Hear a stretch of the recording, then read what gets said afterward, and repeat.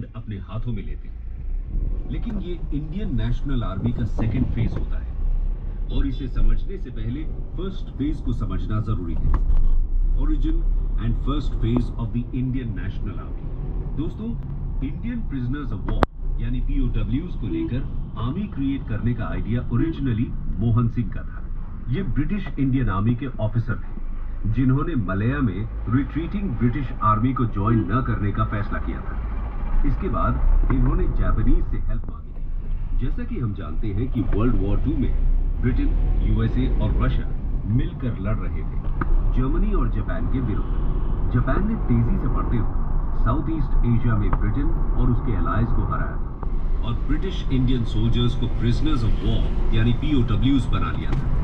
मोहन सिंह द्वारा हेल्प मांगने पर जापानीज इंडियन पीओडब्ल्यूज को मोहन सिंह को सौंप देते, जिन्हें Mohan Singh Indian national army में रिक्रूट करने की कोशिश करते।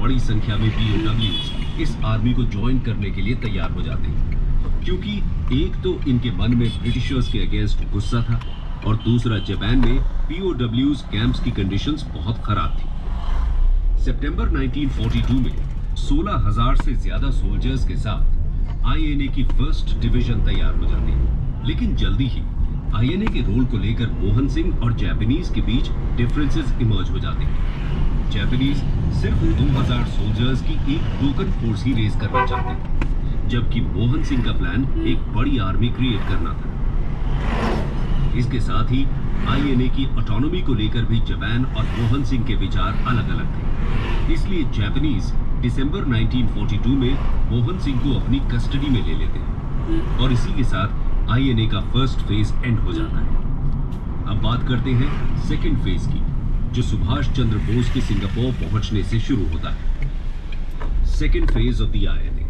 दोस्तों, आपको क्रांतिकारी रास बिहारी बोस तो याद ही होंगे। इंडिया में इनकी रेवोल्यूशनरी एक्टिविटीज को जब ब्रिटिशर्स ने फोर्सफुली सप्रेस किया, तब 1915 में ये जापान चले गए थे और इवेंचुअली जापान के नेचुरलाइज्ड सिटीजन बन जाते हैं। यहाँ वो जापानीज को इंडियन इंडिपेंडेंस मूवमेंट में इंटरेस्ट दिलाने के लिए बहुत एफर्ट्स करते हैं। रास Bihari Bose pan Asian circles में एक्टिव रहते हैं, टोक्यो में इंडियन क्लब की फॉर्मेशन करते हैं और वेस्टर्न इंपीरियलिज्म पर लेक्चर भी देते हैं। इसके बाद 1942 में जापानीज गवर्नमेंट की हेल्प से टोक्यो में रास Bihari Bose Indian independence league की फॉर्मेशन करते हैं और जब मोहन सिंह द्वारा आईएनए क्रिएट की जाती है तो ये बहुत एक्साइटेड होते हैं और सिंगापुर के लिए निकल जाते हैं। जापानीज भी ये फैसला करते हैं कि आईएनए अब इंडियन इंडिपेंडेंस लीग की लीडरशिप में ही काम करेगी। इस तरह दिसंबर 1942 से रास बिहारी बोस ही आईएनए की कमान संभाल रहे होते हैं। जुलाई 1943 में सुभाष चंद्र बोस सिंगापुर पहुंच जाते हैं और उनकी मुलाकात रास बिहारी बोस से होती है। अब इंडियन इंडिपेंडेंस लीग और आईएनए की कमांड सुभाष चंद्र बोस को सौंप दी जाती है। 25 अगस्त को नेताजी आईएनए के सुप्रीम कमांडर बन जाते हैं। मलया में बोस, तुम मुझे खून दो, मैं तुम्हें आजादी दूं।